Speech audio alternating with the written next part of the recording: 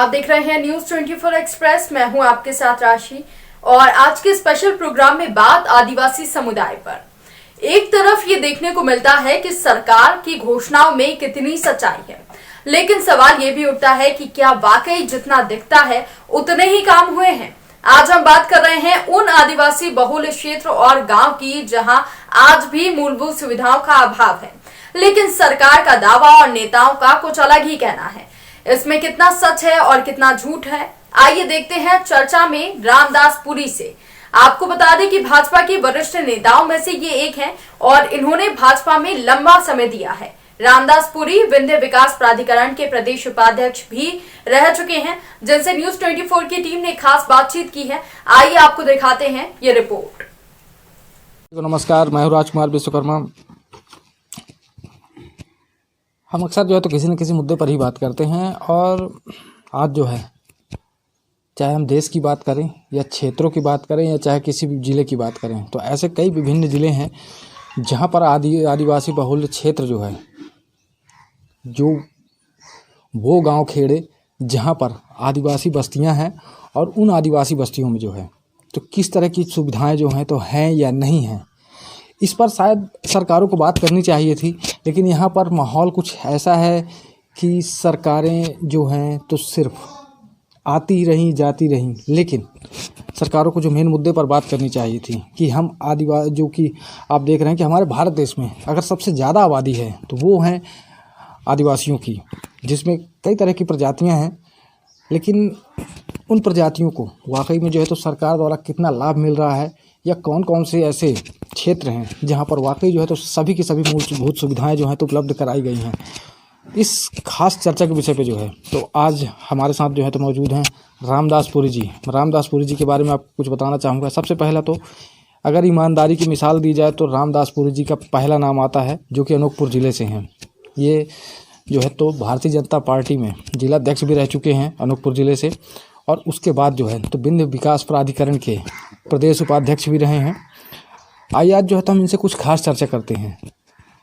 पुरी जी, सबसे पहला सवाल मेरा आपसे ये है जी कि क्या आपको ऐसा लगता है जी कि समस्त जो आपका क्षेत्र है जी जी इस क्षेत्र में आपके जो आदिवासी भाई हैं जी कुछ ऐसे क्षेत्र हैं जहाँ पर सुविधाओं की जो जी, कमियां हैं, क्या वो पूरी हो गई हैं? जी देखिए, जनजाति समाज, आदिवासी समाज का उल्लेख आपने किया है।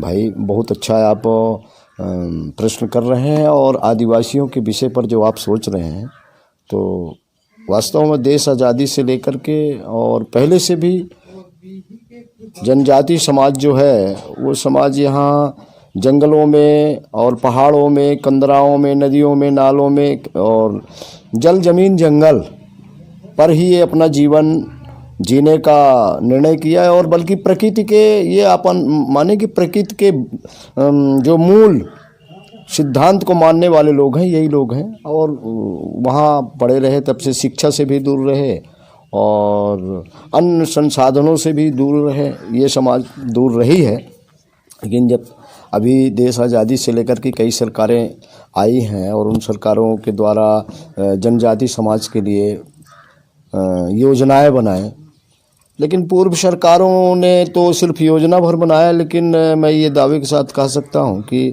वो पहली बार जब हमारे सर्वमान्य नेता पंडित अटल बिहारी वाजपेयी जी आए, तो उन्होंने आदिवासी समाज के लिए जनजाति मंत्रालय का एक गठन किया, और जिससे कि उस मंत्रालय के माध्यम से जनजातियों की मूलभूत समस्याओं को अध्ययन किया जाए और अध्ययन करके उनको आगे बढ़ने के लिए अवसर प्रदान किया जाए। और उसी दिशा में उन्होंने बहुत सारा काम किया। कई जगह मॉडल स्कूल खोले, कई जगह एकलव्य स्कूल खोले जाने का प्रस्ताव पूरे देश में लाए, और जिसके माध्यम से जनजातियों को आगे बढ़ने के लिए, शिक्षित होने के लिए और गुणवत्ता के साथ आगे अन्य क्षेत्रों में भी उनकी भागीदारी हो, उनको अवसर मिले, ऐसा प्रयत्न हुआ। अभी मध्य प्रदेश के भी, मैं मध्य प्रदेश की बात करूं खासकर, तो मध्य प्रदेश में भी आदरणीय जब वो माननीय मुख्यमंत्री शिवराज जी रहे हैं, इसके पहले भी रहे वो और आज भी हैं। तो उन्होंने भी बहुत कुछ प्रयत्न किया जनजाति बच्चों को जो पढ़ाई के लिए, लिखाई के लिए, और जो छात्रावास हैं जहाँ पर हमारे बच्चे बच्चियाँ रह कर के और शिक्षा अध्ययन करते हैं, और तो वहाँ पर भी सुदृढ़ व्यवस्था, उनको बढ़िया से भोजन मिल सके, उनको कपड़े मिल सके, साबुन मिल सके, और एक तरह से उनका जो मन है वो अच्छा मन रहे और अच्छा मन से वो पढ़ लिख करके आगे बढ़ें, ऐसा सरकार ने प्रयत्न किया। और अभी जहाँ तक मैं अन्य एक बात और आपने कहा कि संसाधन की बात, संसाधन की दिशा में भी संसाधन जरूरी है। संसाधन की दिशा में भी हम अगर देखें तो बहुत से गांव ऐसे हैं जहां जनजाति बस्तियों में, आदिवासी बस्तियों में सड़कें नहीं थी, तो वहां सड़क बनवाने का काम हुआ, यातायात की साधन बनाया गया। बच्चे बहुत जंगल पहाड़ों में, जैसा मैंने कहा कि जंगल पहाड़ों में ही आदिवासी रहने का मन बनाया और रहता भी था, और जंगल का हिस्सा भी था, वो प्रकृति का भी पुजारी था। तो वास्तव में वहाँ संसाधन नहीं थे, लेकिन अब जो है प्रदेश सरकार के द्वारा, हमारे क्षेत्रीय प्रतिनिधियों के द्वारा, हमारे मंत्रियों के द्वारा, माननीय मंत्री बिसाहू लाल जी ने भी इस क्षेत्र में काम किया है अभी, और माननीय शिवराज जी तो लगातार 15 वर्ष से काम कर रहे हैं कि जनजाति बस्तियों में सड़क की सुविधा, आदिवासी विकास बस्ती, आदिवासी बस्ती में विकास निधि, जिसके तहत सड़क बनाने का काम, पुलिया बनाने का काम, बिजली लगाने का काम, स्कूल बनाने का काम, ये काम किए गए हैं। हम स्वयं भी, मैं प्रवास करता हूँ, जाता हूँ, देखता हूँ, तो अब बहुत से हमारे, वैसे खासकर हमारा जो शहडोल संभाग है वो आदिवासी संभाग है।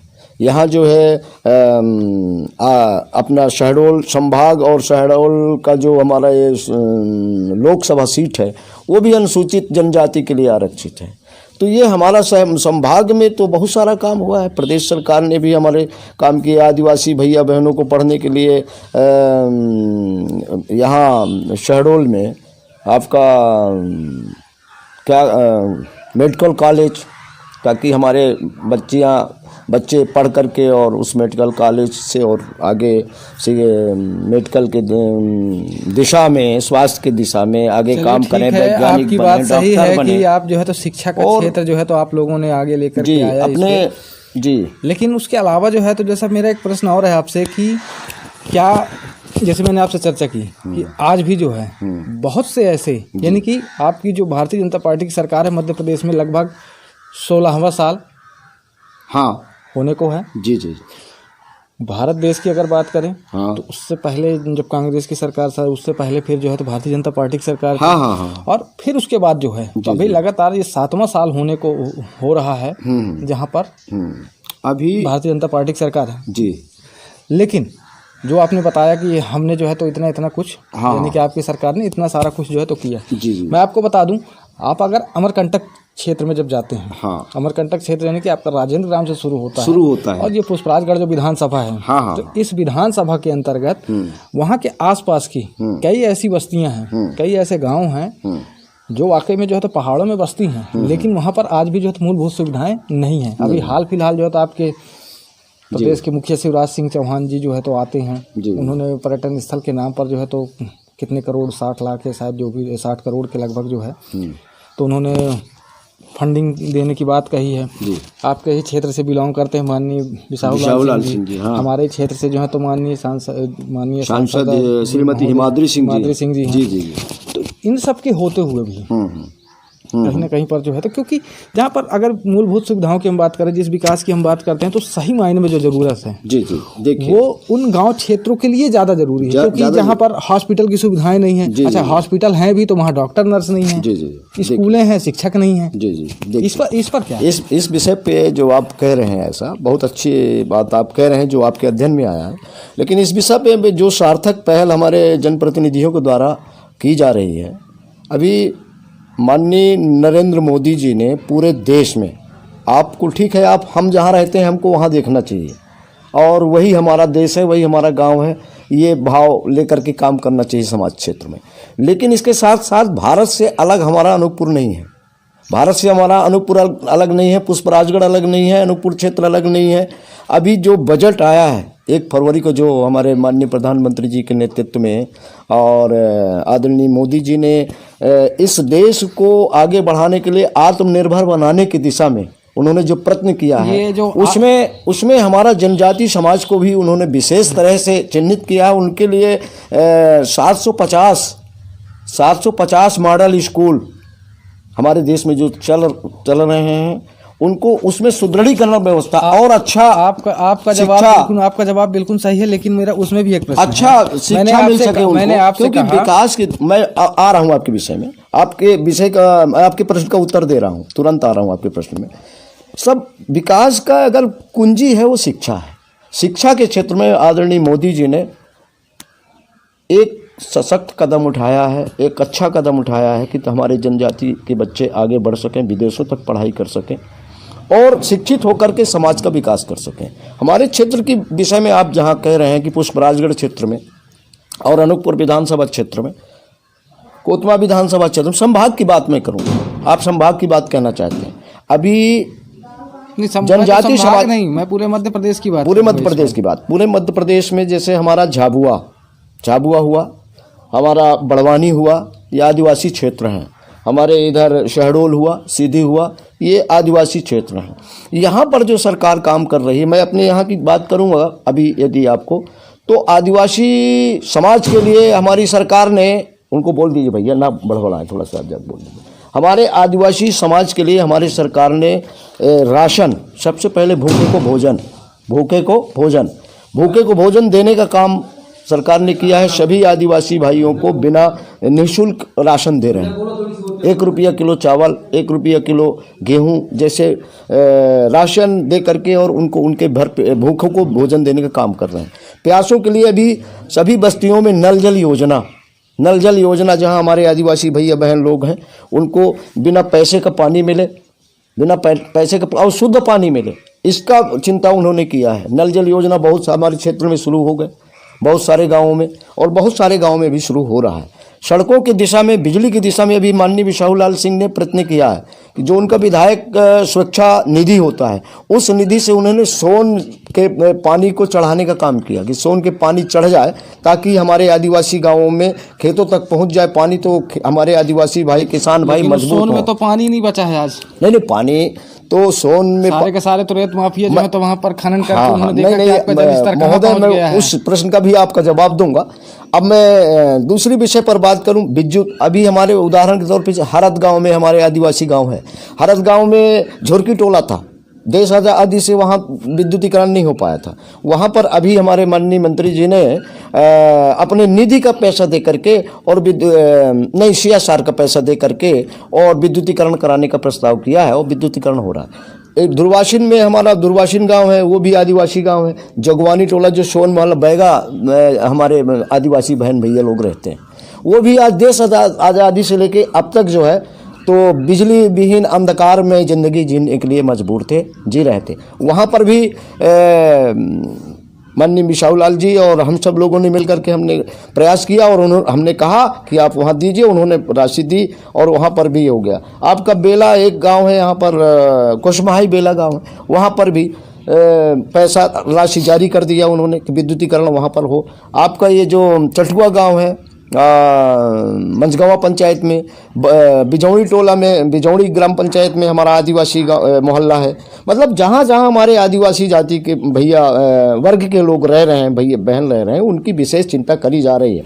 PDS राशन के जो दुकान है, राशन की दुकानें मान लीजिए अभी जो पुरानी व्यवस्था के तहत बड़े गाँवों में है, उनको हमारे जो जनजाति समाज के लोग जहाँ रह रहे हैं, डोंगरे में, पहाड़ में, मोहल्ले में, तो उनको भी ये किया जा रहा है कि वहाँ पर संचालित कर दिया जाए ताकि उनको आने जाने में सुविधा मिल सके, समय बचे और उनको समय से राशन मिल जाए। और बिजली के क्षेत्र में, स्वास्थ्य के क्षेत्र में आपने कहा कि अस्पताल है, डॉक्टर नहीं है। आपने कहा स्कूल है, मास्टर है। आपके पास का ही क्षेत्र है जो तलवा, यहाँ पर आप लोगों ने ही, आप थे और माननीय भूपेंद्र सिंह जी थे, जी, जिन्होंने उस अस्पताल का जो है यानी कि लोकार्पण भी किया था और भूमि पूजन भी आप ही लोगों के द्वारा किया था, जिसको आज बने कम से कम 4 साल हो गए। हाँ। उसकी हालत आपने देखी है? जी, मैंने हालत देखी है और हालत देखने के साथ स्वास्थ्य विभाग से, स्वास्थ्य अमला से मैंने आग्रह भी किया है कि वहाँ पर मैं ये देखिए क्या है, व्यवहारिक कठिनाई ये है कि अभी हमारे प्रदेश में डॉक्टरों की थोड़ा सा कमी है। नहीं तो वो ये बताइए, डॉक्टरों की कमी होने के कारण ये जो डॉक्टर नर्स की जो कमी है, मेरा प्रश्न ही यही है। हाँ हाँ, कि जैसे आपने कहा कि हम मॉडल स्कूल बनवा रहे हैं, हम शिक्षा का केंद्र जो है तो तेज कर रहे हैं, शिक्षा और चिकित्सा व्यवस्था पर जो है तो ध्यान दे रहे हैं। जी जी। तो हमारे पास भवन है, लेकिन उन भवन के साथ जो है तो जो वहाँ के देख रेख करने वाले हैं, डॉक्टर हैं, नर्स हैं, या हम स्कूलों की बात करें तो वहाँ पर जो है तो शिक्षक ही नहीं होंगे। तो आपकी बिल्डिंगें किस काम की हैं? मैंने आपको उदाहरण के तौर पे बताया, आपका जौहरा तलवा में आज 4 साल लगभग हो चुके हैं। हमारी नगर पालिका परिषद पसान में एक अस्पताल बना हुआ है जिसका बजट 1,31,00,000 लगभग था। ठीक है। और उसके अलावा आप ये देखिए स्कूलों की स्थितियाँ क्या है आज, जर्जरता का विषय है। और वहाँ पर ऐसा ठीक है। देखिए आपने देखा है, आपने स्कूल के विषय पर बात की, और इसके लिए ऐसा नहीं कि अधिकारियों को या आपके नेता मंत्रियों को नहीं जताया गया, कई बार बताया गया। उस पर भी, उसके बाद भी बावजूद भी जो तो कोई ध्यान नहीं देना चाहता। नहीं, ध्यान बात की जाती है, मैं ये नहीं कह रहा हूँ कि बात नहीं की, बात की जाती है, लेकिन उस पर जो है तो काम कब शुरू होगा ये कैसे हम माने? नहीं, ठीक आपने जो कहा। देखिए क्या होता है कि सामाजिक जो व्यवस्थाएं हैं, स्कूल के विषय पर आपने बात की। स्कूल में आपने कहा शिक्षक नहीं है, शिक्षक हैं, पढ़ाई हो रही है। अभी तो लॉकडाउन जो देश में आया, कोविड-19, इसके कारण भी सारी व्यवस्थाएं जो है थोड़ा अस्त व्यस्त हुए।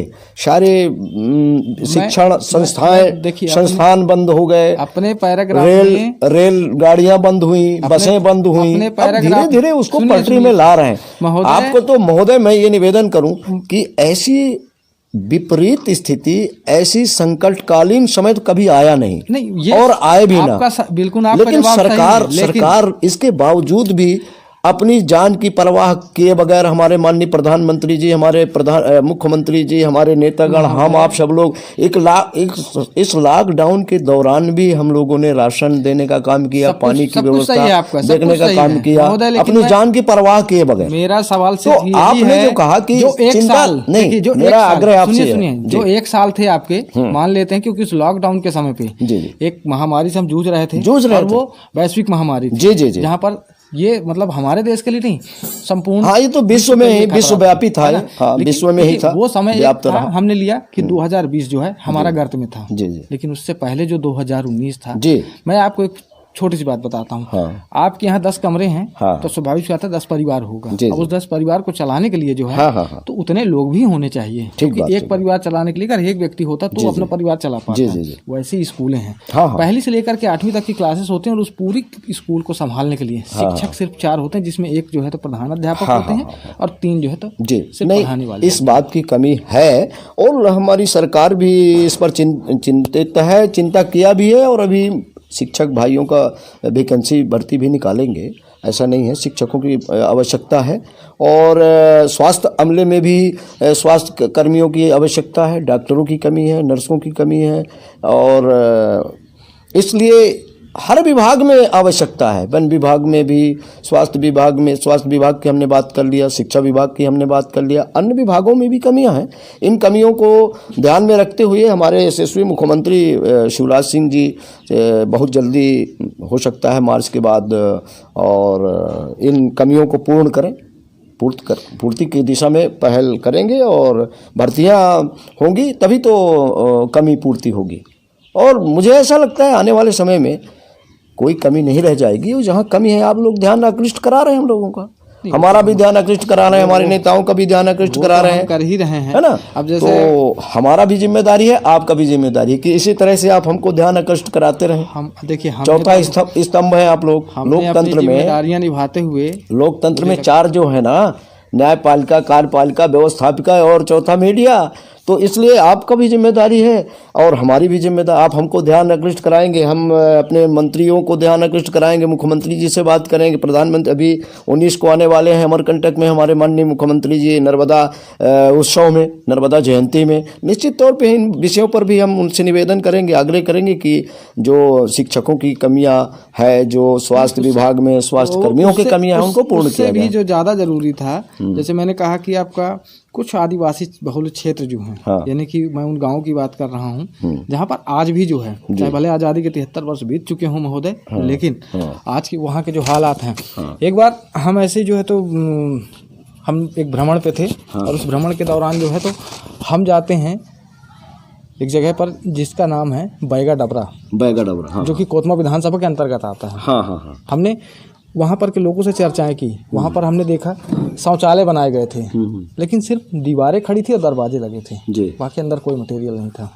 और वहाँ पर भारी मतलब कहा जाए कि भारी शाही का आलम था। सड़कें बनाई गई, लेकिन सड़क थी ही नहीं। चलिए ठीक है। वहाँ पर पानी की व्यवस्था, मैं पानी की व्यवस्था की बात कर रहा हूँ। वहाँ पर के जो ग्रामीण क्षेत्र के जो लोग थे, और वो सारे के सारे आदिवासी थे। शायद इसी वजह से उसका नाम ही बैगा डबरा के नाम से रखा गया। देखिए, बैगा जो हमारा जनजाति है, वास्तव में बैगा जो है वो हमारा बैगा जनजाति जो है वो मूल आदिवासी और ये धरती का प्रथम संतान है। और बैगा वहीं रहते हैं जहाँ जल होता है, जहाँ जल होता है वहीं से बैगा उत्पन्न हुआ है। तो बैगा की जो बात आपने किया, बैगा जनजातियों के लिए हमारी सरकार ने, आपको ध्यान होगा, माननीय मुख्यमंत्री जी ने 1000 रुपया प्रति परिवारों को देने का निर्णय किया था। और हमारी सरकार जब तक रही हम दिए। बीच में जो सरकार बदली 18 में, तो जब कमलनाथ की सरकार आया तो जो 1000 रुपया जनजाति बैगा जनजाति को मिलता था उसको बंद कर दिया। अभी उसको पुणे से बैगा हो गया, शहरिया हो गया और भारिया हो गया। बैगा, शहरिया और भारिया, ये जो हमारे आदिवासी हैं, ये पिछड़ी आदिवासी हैं। आदिवासी समाज में हमारी कई जातियां हैं। आदिवासी समाज में गोड़ भी हैं, गोड़ हैं, कोल हैं, पनका हैं, अगरिया हैं, पाव पबिया हैं और इस तरह से भैना है। पर ये जो बैगा जनजाति और सहारिया जनजाति और भारिया जनजाति, ये तीन जो जाति हैं, ये वास्तव में जनजाति में भी पिछड़ी जनजाति है। आज भी ये जंगल में आज भी बिना वस्त्र के रहते हैं। वस्त्र बहुत लोग नहीं ये पहनते, आज भी पत्तल पहन करके। और हमारे बहुत से ऐसे बैगा जनजाति हैं, नदियों में रहते हैं, पानियों में रहते हैं और इस तरह से अपना जीवन जीने के लिए वो मजबूर नहीं है कि वो मजबूर हों। इस तरह से जीने की उनकी परंपरा है, उनकी संस्कृति है। हमारा भी संस्कृति है, हम भी जनजाति हैं। हम भी जंगल से ही महुआ फूल खा के, सरई फूल खा के और महुआ बीन के, डोरी, चार, चिरौंजी इत्यादि, मतलब बना जो संपदाएं हैं, उन्हीं संपदाओं पर जनजाति का समाज निर्भर करता है। इसलिए जनजाति के लिए बैगा जनजाति का आपने उल्लेख किया। बैगा जनजातियों को ढूंढ के भी हमारी सरकार ने एक निर्णय और ले लिया। एक सरकार ये निर्णय लिया है कि अगर बैगा जनजाति के हमारा भैया बहन बच्चे जो 12वीं पास हैं, जो 12वीं पास हैं, उनकी सीधी भर्ती करी जाएगी। वन विभाग में सीधा भर्ती किया जाएगा, अन्य विभागों में, शिक्षा के विभाग में उनको सीधी भर्ती करी जाएगी, बैगा जनजाति के जो हैं। तो बैगा जनजाति के लिए हमारी सरकार संवेदनशील है, चिंतित है। और चिंतित करके वो जो 1000 रुपया पहले जो कमलनाथ की सरकार, कांग्रेस की सरकार ने बंद कर दिया था, उनको पुनः चालू कर दिया हमारे आदरणीय मुख्यमंत्री जी, चालू कर दिया और सभी के खातों में 1000 रुपया जाने लगा। वो हमारे जनजाति बैगा समाज को एक राहत मिला और उनके चेहरों में एक खुशी की लकीर आई। तो बंधुओं, मैं आपसे बताऊं, जो अभी आपने कहा कि बैगा जनजाति में के गांव जो है बैगा डबरा आपने गांव बताया, वहां पर पानी की कमी है। निश्चित तौर पे वो हमारे ध्यान में, आपने ध्यान में लाया है। बात सुनी नहीं उस वक्त। हाँ, जो वहाँ के लोग हैं वो पानी पता है कौन सा यूज कर रहे हैं, मतलब घरों के लिए इस्तेमाल करना, और सारी उनके जो पेयजल की जो वो है, वहाँ पर एक पास में ना रेलवे स्टेशन होता है। हाँ, उस रेलवे स्टेशन के पास एक नाला है। हाँ, वहाँ से वो पानी बहता हुआ आता है पत्थरों के बीच से। हाँ, अब वो गंदा पानी होता है। हाँ, वहाँ के लोग इतने मजबूर होते हैं कि उन्हें वहाँ से कम से कम जो उनका क्षेत्र, जो गांव है, उस गांव से 1 से 1.5 किलोमीटर की दूरी पर है। अच्छा। ये ग्राम पंचायत का नाम कौन सा है? कोतमा विधानसभा में? कोतमा विधानसभा में बैगा डबरा। बैगा डबरा गाँव जो है कोई ग्राम पंचायत नहीं है? नहीं, वो किसी ग्राम पंचायत से जुड़ा हुआ। वहाँ पर 2 गांव है दरअसल। अच्छा। और वहाँ पर कुछ ऐसी आबादियाँ और भी हैं, जैसे आपने कहा ना कि आज भी जो है पत्तल वाला सिस्टम है, लोग पत्ते पहन करके घूमते फिरते हैं, पहाड़ों में आवास। वहाँ पर ऐसे कुछ गांव भी हैं वहाँ पर कि हम जो है तो सही मायने में हम पूरी पड़ताल कर नहीं पाए थे, क्योंकि हमारा समय जो है तो ख़त्म हो चुका था। अच्छा। लेकिन उसके लिए मैं चाहूँगा भाई आप लोग वहाँ पर जाइए। हाँ, हम जाएंगे और पता करिए। आपने कहा है, और अगर बैगा डबरा नाम का वो गांव है तो उस गांव में आवश्यक रूप से हम जाएंगे ही जाएंगे, और सुनने में आया है हम जाएंगे भी, और जो कमी है उसको पूर्ण करेंगे, पूर्ण कराएंगे सरकार से। सरकार तो ढूंढ रही है भाई, हम तो बैगा जनजाति के भाइयों को चिन्हित करके ढूंढ रहे हैं। वहाँ पर देखिए सरकार कहाँ पर हमारे बैगा जनजाति की कोई परिवार छूटे ना। आप सरकार की बात कर रहे हैं, मैं सरकार की बात बताता हूँ। कोई परिवार छूटे ना। जो जनप्रतिनिधि होते हैं वहाँ 26 जनवरी और 15 अगस्त को झंडा फहराने जरूर जाते हैं। अच्छा, चलिए। 15 अगस्त और 26 जनवरी को झंडा फहराने जरूर जाते हैं। हाँ। और एक चुनाव का समय होता है जब लोग वहाँ वोट मांगने जाते हैं। अच्छा, इसके बाद नहीं जाते ना? उसके बाद की जिम्मेदारी खत्म। नहीं, ये तो ऐसा नहीं होना चाहिए। अब देखिए क्या है कि वहाँ कोतमा विधानसभा की बात आप कर रहे हैं। कोतमा विधानसभा क्षेत्र में भी कोई ऐसा गांव नहीं जहां मेरा प्रवास न हुआ हो। मैं जिलाध्यक्ष जब रहा हूं तो निरंतर मेरा प्रयास होता रहा है। उपाध्यक्ष जब बिंदु विकास प्राधिकरण भी रहा, पूरी डिटेल तो मैं वहाँ भी मेरा प्रवास हुआ है, और हो सकता है कि कहीं वहाँ अपन अभी तक नहीं पहुँच पाए हैं, तो वहाँ हम जरूर जाएंगे और जा करके जो कमी है उस कमी को पूर्ण कराएंगे। शायद आपने जनरल नॉलेज में पढ़ा होगा कि भारत देश का सबसे छोटा जंक्शन, हाँ याद होगा आपको, याद करिए। नहीं, आप याद करा दीजिए। छोटा जंक्शन भारत देश का, भारत देश का। हाँ। क्या नाम था? बौरीडांड। अच्छा, बौरीडांड, हाँ। बड़े वगैरह वो भी हमारा जनजाति केंद्र है। वहाँ पर जाएंगे आप ना, सुनिए, वहाँ पर जाएंगे तो इधर छत्तीसगढ़ का बॉर्डर, इधर मध्य प्रदेश। हाँ, गया हूँ, मेरा ननिहाल वहीं पता है ना मेरे को, गया हूँ। तो फिर आपको बैगा डबरा कैसे पता नहीं है? तो बैगा डबरा फिर यहाँ कोतमा विधानसभा में नहीं है। विधानसभा में ही है। नहीं, हमने उसकी पूरी डिटेल निकाल रखी। नहीं, बैगा डबरा जो आप बताए मेरे को ध्यान आगे बौरीडांड के आसपास। मैं बता दूं आपको, बौरीडांड के आसपास है, मनेन्द्रगढ़ कोरिया विधानसभा क्षेत्र में आएगा। नहीं है ना, वो आपका मध्य प्रदेश में ही आता है, और कोतमा विधानसभा का आखिरी जो छोर, तो वो बॉर्डर है फिर, है ना?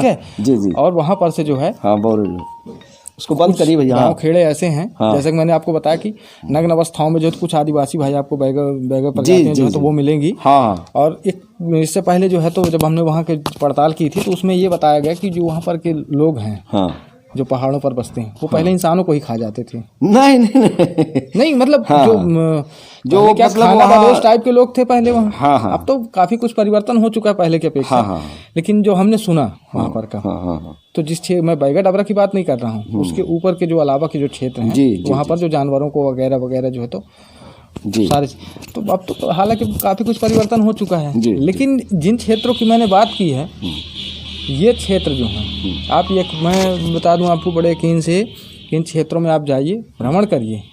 आपके जो माननीय शिवराज सिंह चौहान जी जो कि प्रदेश के मुखिया हैं जी, आप उनसे चर्चा करिए कि वाकई में जो है ना, ये जो आप लोगों की जानते हैं जनप्रतिनिधियों में कमी कहाँ है। उन्हें जो है ना चकाचक रोड चाहिए होती है जहाँ पर से वो आवागमन हो सके। एक हेलीपैड उतारने की व्यवस्था होनी चाहिए जहाँ पर कम से कम लाखों करोड़ों पब्लिक जो है तो जुटाई जा सके। क्यों? क्योंकि एक बड़ा चेहरा आ रहा होता है, उसके हिसाब से भीड़ दिखानी होती है नेताओं को। ये मैं नहीं कह रहा, ये जनता कहती है।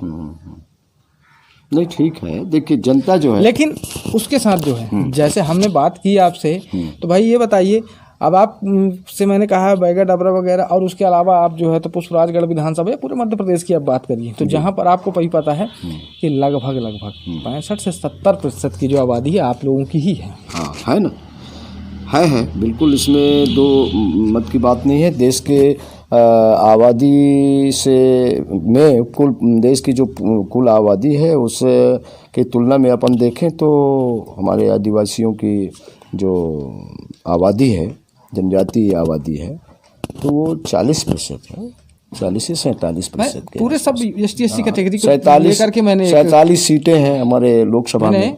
जो पूरी आबादी है उसका एक मैंने क्राइटेरिया निकाला, और वहाँ पर से जो है क्योंकि सभी अगर उसको मिलाया जाए तो लगभग इतनी 47 सीटें हैं वहाँ लोकसभा में भी, और मध्य प्रदेश में भी 47 सीटें हैं जनजातियों को आरक्षित सीटें। तो जनजातियों को का जो समाज है, जनजाति समाज, आदिवासी समाज, वो फैला हुआ है चारों तरफ, और बीच में और बहुतों का तो अभी मुझे लगता है विकास हो गया। नहीं तो जंगल बहुत सारी जो आवाज मतलब जो वो हैं बस्तियां हैं वहाँ तक मुझे लगता है कि शायद ना आप पहुँच पाए हैं ना हम पहुँच पाए, क्योंकि ऐसे कई गांव क्षेत्र तो हमारी जानकारी में धीरे धीरे आते जा रहे हैं जो कि आज तक किसी क्षेत्र से जोड़े ही नहीं गए हैं। नहीं, हमारा प्रयत्न और प्रयास जो है ये चल रहा है। हम भी सोच रहे हैं कि जितना जनजाति समाज में काम करने की आवश्यकता अभी है और जनजाति समाज को केंद्र बिंदु मानकर हम भी उसी समाज से आते हैं, तो इसलिए उस समाज को अधिक से अधिक समाज के बीच में जाना, दुख के कार्यक्रमों में जाना, सुख के कार्यक्रमों में जाना, अन्य जो परंपरागत त्यौहार हैं, तीज त्यौहार हैं, उनमें भी पहुंचना, ये हमारा प्रयास होता है। और उन्हीं प्रयासों से हमको जो वहाँ से मिलता है, सब जगह से लोग आते हैं तो समझ में आता है कहाँ क्या कमी है, क्या करना चाहिए। तो आपने जो कहा है बैगा जनजाति, बैगा डबरा की बात जो उल्लेख आप किए हैं, तो उस पर हमारा विशेष चिंतन होगा और हम सरकार का भी ध्यान केंद्रित कराएंगे कि वहाँ कमी क्या है। मैं खुद भी जाऊँगा और वो बैगा डबरा जो आप बता रहे हैं कि वहाँ के लोग आज भी पानी पीते हैं। देखिए क्या होता है, मैंने जैसा कहा आपसे कि जंगलों में रहना हमारा स्वभाव है। नहीं, वो सब देखिए स्वभाव के कारण ठीक है, चलिए स्वभाव है और वहाँ रहना ही हम सुकून मानते हैं। आप जब वहाँ जाएंगे तो आप लोग एक काम करिएगा, पानी यहाँ से लेकर के मत जाइएगा, कोई बिस्लरी का बोतल नहीं, ठीक है, आपको उसी पानी को पीना पड़ेगा। ठीक है, वो तो हम देख लेंगे। पानी की अगर कमी है तो उसको हम पूर्ण कराएंगे सरकार से कह करके, मंत्रियों से कह करके, और वहाँ यथाउचित शीघ्र जल्दी से जल्दी पानी की व्यवस्था। ये तो बहुत बड़ी बात नहीं है पानी की व्यवस्था। मैंने कहा ना आपसे कि सरकार, केंद्र सरकार भी अभी जल जीवन मिशन के तहत कोई गांव नहीं छोड़ रहे हैं हम लोग। मेरा एक छोटा हर गांव को हम नल जल से जोड़ने का प्रयत्न कर रहे हैं। जहां नल जल की व्यवस्था नहीं दे पा रहे हैं वहां हैंडपंप उत्खनन के माध्यम से और उनको पानी, शुद्ध रूप से पानी देने का काम कर रहे हैं। तो वो हो सकता है ध्यान में वो अभी तक नहीं आया है और आपने ध्यान में दिला दिया। सरकार है, सभी सरकारों की मैं बात कर रहा हूँ, आती गई जाती गई सरकारें जो भी रही, हमारे देश का सबसे पहला मुद्दा यही होता था, बिजली पानी सड़क। हाँ, सही होता था। 73 वर्ष बीतने के बाद भी मुद्दा आज भी वही है। नहीं, अब मुद्दा देखिए, मुद्दा है, देखिए आज भी वही है। आज भी जब कहीं बात उठाई जाती है तो अक्सर जो आपने बड़े उसमें जो है तो भाषण सुने होंगे मित्र, कभी आप लोगों ने भी भाषण दिया होगा कि बिजली पानी सड़क, सबसे पहला सवाल सामने आता है। रोटी कपड़ा और मकान है ना, बिजली पानी सड़क, रोटी कपड़ा और मकान, यही सारी चीजें हैं। इन्हीं बातों को लेकर के शुरू से देश आज़ादी के पहले से भी बहस छिड़ी थी और अभी चल रहा है, ये आप कहना चाहते। लेकिन देखने वाली बात ये है कि पहले जो है देश आज़ादी से लेके मैंने 1947 से लेके 50 में संविधान बना, तब से लेकर के कांग्रेस के हाथ में सरकार रही और वो सरकार लंबे समय तक काम करी। लंबे समय तक उनका क्या कहना चाहिए कि वो रहा, सत्ते पर आसीन थे वो लोग। और जितना रेस के साथ, जितना विकास के गति के साथ काम करना चाहिए विकास की दिशा में, उतना काम उन्होंने लोग नहीं किया। जब से हमारी सरकार बदली इस देश में, 77 में जब सरकार बदली तो 77 में गांवों को बंधा बनाने का काम शुरू हुआ, हर खेत को पानी पहुंचाने का काम शुरू हुआ 77 में। जितने बांध का शिलान्यास हुआ, भूमि पूजन हुआ, वो इसके बाद वो सरकार चली गई, मुरारजी जी देसाई की सरकार थी। फिर इसके बाद वो सरकार चली गई, फिर कांग्रेस की सरकार आई, तो वो उस सरकार में वो काम पूरे नहीं हुए। जब फिर अटल जी की सरकार आई कितने साल बाद, तो जब अटल जी की सरकार आई तो वो बांधों का काम पूरा हुआ। बिजली का भी गाँवों में पहुँचाने का काम 77 से ही शुरू हुआ था, इसके पहले शुरू नहीं हुआ। इसके पहले क्यों नहीं किए कांग्रेस के लोगों ने? पंडित जवाहरलाल नेहरू जी प्रधानमंत्री थे, स्वर्गीय इंदिरा गांधी जी प्रधानमंत्री रही, तो ये सब क्यों नहीं है इस कामों को नहीं कर पाए। 77 में शुरू हुआ, 77 में शुरू होने के बाद सरकार फिर चली गई, तो फिर ये लोग बंदर बाट में लगे रह गए, कुछ नहीं कर पाए जैसा करना चाहिए इनको। फिर जब अटल जी की सरकार आई तो अटल जी ने फिर इस दिशा पर पहल किया। वो जो पानी के क्षेत्र में जो बांध अधूरे थे, नदियों को जोड़ने का काम शुरू किए, जो अधूरे अपूर्ण बांध थे उनको पूर्ण कराए, शिलान्यास किए, लोकार्पण किए और वो पानी को खेतों तक पहुंचाने का काम शुरू किए। फिर बिजली के क्षेत्र में भी सभी गाँवों को, अभी मोदी जी ने बिजली के क्षेत्र में जो गाँव छूटे थे उनको उन्होंने सौभाग्य योजना था, आपको ज़्यादा मालूम है। सौभाग्य योजना के तहत उन्होंने जो गांव छूटे थे देश आज़ादी से लेकर अब तक, उन गांवों में बिजली पहुंचाने का काम शुरू किया। तो जितना काम हमारे आदरणीय मोदी जी ने किया, अटल जी ने किया, इतना इस गति से अगर काम पहले किए होते तो आज पानी बिजली सड़क की चीन जापान भी पीछे होता, बिल्कुल पीछे होता है, और आज पानी बिजली सड़क के लिए कहीं मांग नहीं उठती। लेकिन ये जो अब बहुत कम रह गए हैं, और जो कमी रह गई है उसको भी अभी मैंने कहा ना कि मोदी जी ने सौभाग्य योजना के तहत और गाँवों को विद्युत देने का काम शुरू किया।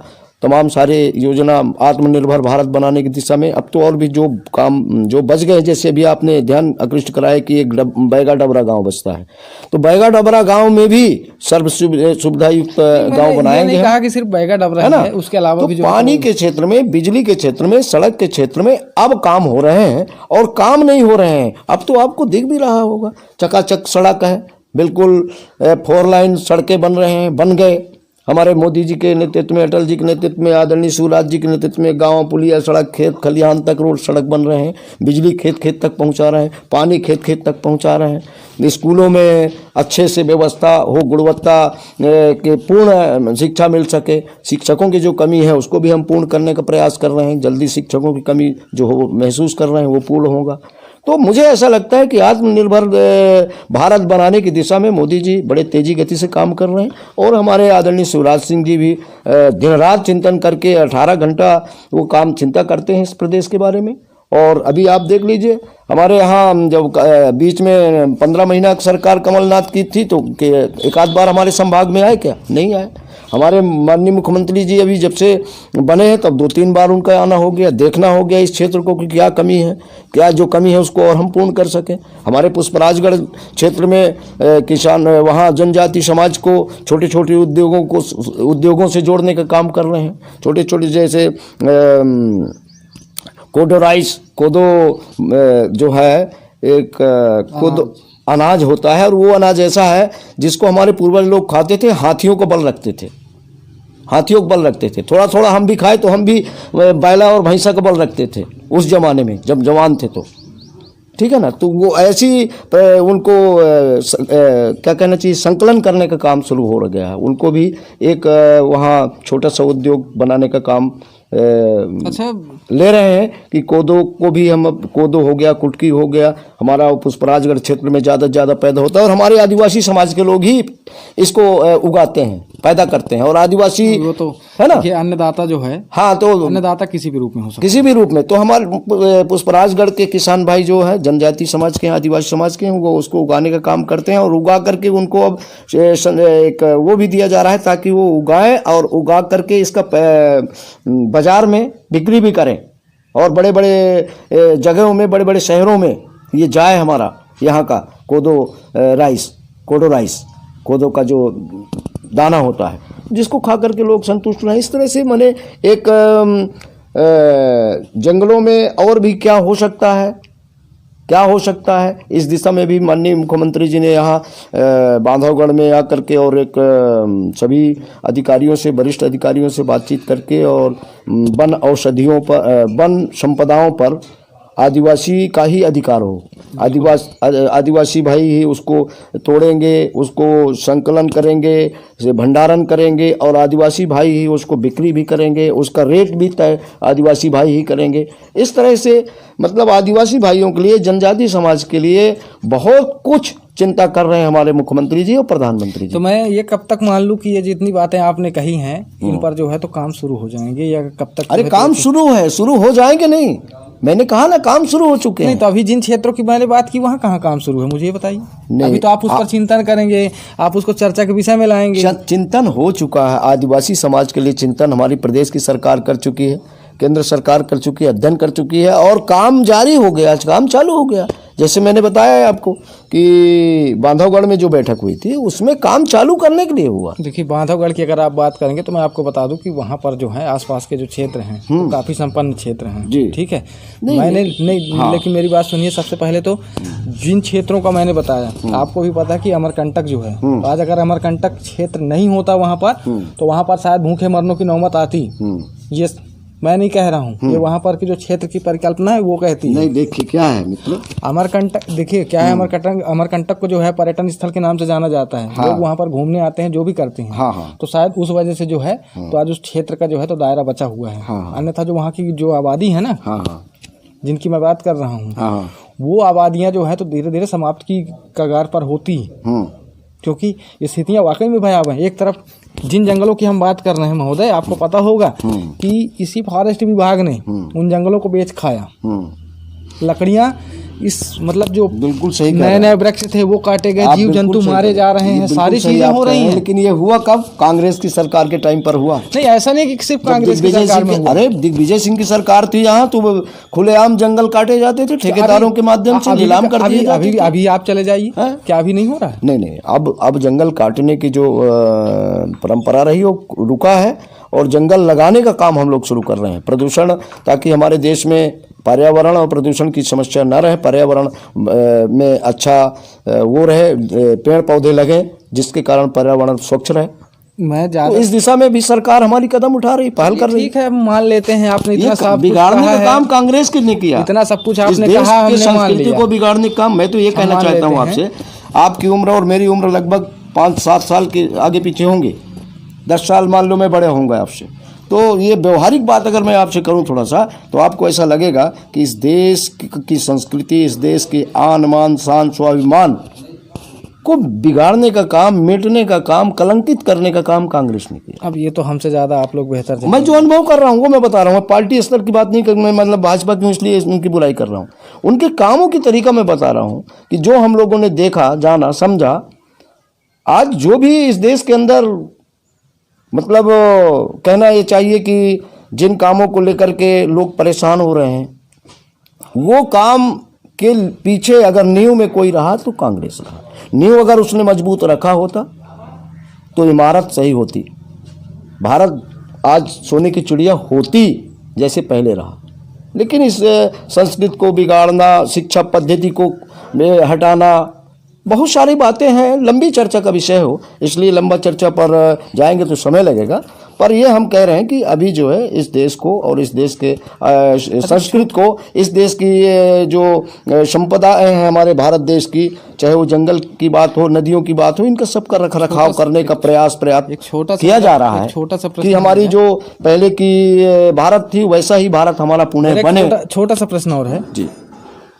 हमने देखा कि यहाँ पर जो है चाहे जनप्रतिनिधि हों, नेता हों, उनके पास बड़ी बड़ी बिल्डिंगें हैं, लेकिन आपका ये जो मकान है ये कुछ समझ में नहीं आया। अब देखिए मित्र, यही बात है कि आपने कहा कि आपका मकान है, समझ में नहीं आया। ये तो मेरे पिताजी की जय हो, ये जो मकान भी बना है तो सामने की जो हवेली है वो दो, एक जो है तो कुछ और दिखाई दे रहा है और अंदर कुछ और है। इसका माजरा क्या है? इसका माजरा ये है कि हमारे, या तो इनकम टैक्स वगैरह बचा रहे हो? नहीं, प्रश्न ये है कि सच्चाई ये है, प्रश्न नहीं है। अब सच्चाई ये है कि हमारे पिताजी कॉलोनी में मजदूर थे, कोयला खदान में मजदूर थे, लोडर थे, कोयला काटते थे भी धरती के नीचे, और काट के फिर वो 1 टन की गाड़ी में भरते भी थे। तो एससीएल वाले तो काफी पैसे वाले हैं। वो जो पैसा पाए थे हमारे पिताजी, उसी में ये घर द्वार बनवा दिए, ये घर बनवा दिए। कब बना था ये घर आपको? ये 93 में बना, 93 में बना। इसके पहले पुराने जगह था, पुराने गांव में थे हम। पुराने गांव में काली आई, ओपन कास्ट खुला तो वहाँ से भगा दिया, लोगों को विस्थापित हुए, वहाँ से हुए। तो यहाँ 93 में हम लोग आकर के, हमारे पिताजी ने जो भी सेवा। आपने क्या किया है यहाँ पर? मतलब मैं अभी कुछ नहीं किया हूँ, मैं तो समाज का सेवा ही किया हूँ। मुझे समझ में नहीं आ रहा। आप बिंदी विकास प्राधिकरण के जो है तो प्रदेश उपाध्यक्ष रहे, जी, जिला अध्यक्ष भी रहे। जी। यहाँ बाकियों का देखिए सब नहीं। देखिए क्या होता है, वो तो जीने अपने जीने का एक तरीका होता है, और जीने का एक शौक भी होता है।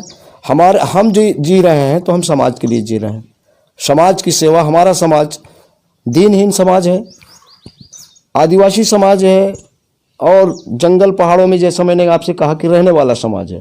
तो इसलिए हम शुरू से भी कभी भी ये नहीं सोचे कि हम पैसे वाले हो जाएं, हमारे अंदर ठाट बाट आ जाए। हमारा परंपरा वही है, इसी में हम सुकून महसूस करते हैं। नंबर 1। नंबर दूसरा ये है कि हम ईमानदारी के साथ सेवा करते हैं, सेवा को अपना धर्म मानते हैं, राष्ट्र धर्म। अगर हम ये जो हमारा सांस चल रही है, ये जो हमको वायु मिला है, ये वातावरण मिला है, ये गांव मिला है, ये पृथ्वी मिला है, ये आकाश मिला है, ये लोग मिले हैं, ये ईश्वर की कृपा से मिले हैं। ये ईश्वर की कृपा से मिले हैं तो हम अच्छा काम करें, लोगों की सेवा करें और निःशुल्क सेवा करें। तो निःशुल्क सेवा हमने किया अभी तक, अपना त्याग तपस्या करके सेवा किया, कभी कहीं से कोई अपेक्षा नहीं की है, किसी से हमने ये नहीं कहा कि भाई हमको आप गाड़ी की व्यवस्था करो, पैसे की व्यवस्था करो, कभी हमने नहीं मांगा, इसलिए हमारा घर नहीं बना।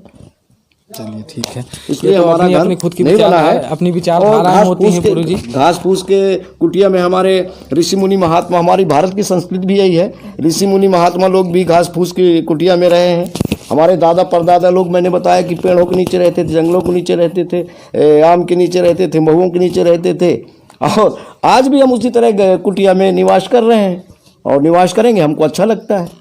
चलिए ठीक है, इसके साथ जो है तो आप थोड़ा सा, तो ये सारी बातें जो है रामदास पुरी जी ने जो कही हैं, वास्तविकता में जो है तो अब इस पर जो है तो मंथन करने की ज़रूरत है। और यहाँ पर जो है तो सरकारों की, जैसे कि हमने बात उठाई, सरकार के विषय पर चर्चा की, और यहाँ पर के जो आदिवासी भाई बहन हैं, जो एक ऐसा क्षेत्र जहाँ पर वाकई में मूलभूत सुविधाओं की कमी है, कई सारे जो हैं गांव ऐसे वाकई में जो है तो आज भी हैं जहां पर मूलभूत सुविधाओं की कमी है। हालांकि ये जो है तो इस मुद्दे पर अब देखना है कि रामदास पुरी जी जो है तो कैसे और किस स्थितियों पर जो है तो अपने बड़े नेताओं से चर्चा करते हैं या माननीय मुख्यमंत्री से करते हैं। इसी के साथ मैं विराम देना चाहूँगा। मैं राजकुमार विश्वकर्मा, अगली कड़ी में फिर मुलाकात होगी एक नए मुद्दे के साथ।